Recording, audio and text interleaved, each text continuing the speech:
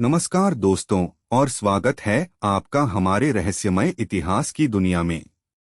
आज हम एक ऐसे अनसुलझे पहेली की परतें खोलने वाले हैं जिसने भारत के इतिहास को दशकों से एक गहरे सन्नाटे में लपेटा हुआ है।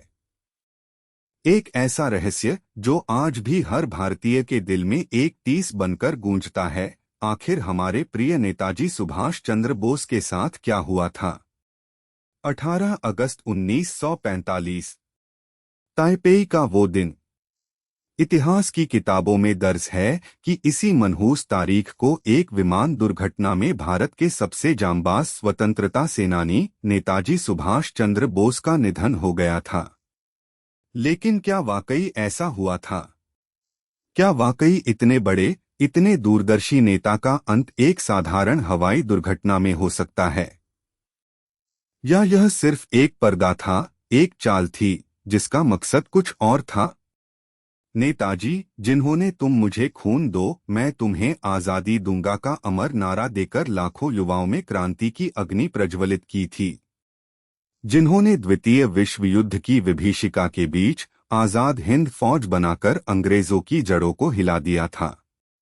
एक ऐसा अदम्य साहस का प्रतीक जिसका अचानक यूं गायब हो जाना किसी भी कीमत पर गले नहीं उतरता।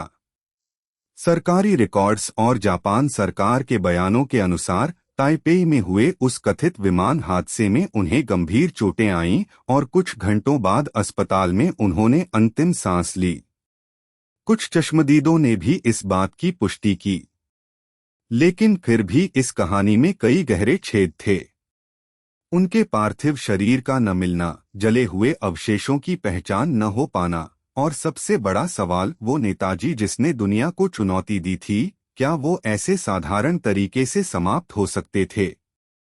और यहीं से शुरू होता है रहस्य का वो मायाजाल जिसने भारत को दशकों तक उलझाए रखा। कई चौंकाने वाली थ्योरीज सामने आईं।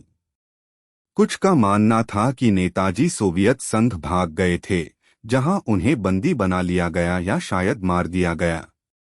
रूस के कई अभिलेखागारों में उनकी उपस्थिति के संकेत मिलने की अफवाहें उड़ी। वहीं कुछ लोगों ने दावा किया कि वे भारत लौट आए थे और गुमनामी बाबा या भगवान जी के रूप में फैजाबाद में गुप्त रूप से रह रहे थे। इन बाबा के पास मिली कुछ वस्तुएं, उनकी लिखावट और उनकी गोपनीयता ने इस थ्योरी को और हवा दी। क्या यह नेताजी का ही ग्रेट एस्केप था, ताकि वे अंग्रेजों की पकड़ से बच सकें? भारत सरकार ने इस अनसुलझी गुत्थी को सुलझाने के लिए कई जांच आयोग बिठाए। शाह नवाज कमेटी, खोसला आयोग और फिर न्यायमूर्ति मुखर्जी आयोग।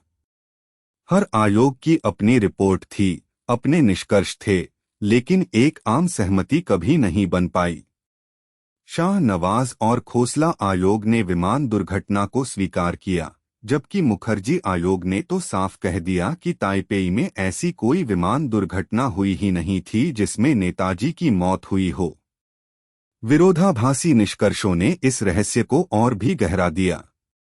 आज भी नेताजी की मौत से जुड़ी कई महत्वपूर्ण फाइलें पूरी तरह सार्वजनिक नहीं की गई हैं। कई दस्तावेज अभी भी सरकारी गोपनीयता के पर्दे के पीछे छिपे हैं या उन्हें आंशिक रूप से ही जारी किया गया है। यह बात लोगों के शक को और पुख्ता करती है कि शायद कोई बड़ा सच है जिसे देश से छिपाया जा रहा है। नेताजी सुभाष चंद्र बोस एक नाम नहीं, एक जुनून थे। वे एक प्रतीक थे, साहस का, बलिदान का और निडरता का। उनकी रहस्यमयी गुमशुदगी ने भारत को एक ऐसा घाव दिया है जो शायद कभी भर नहीं पाएगा।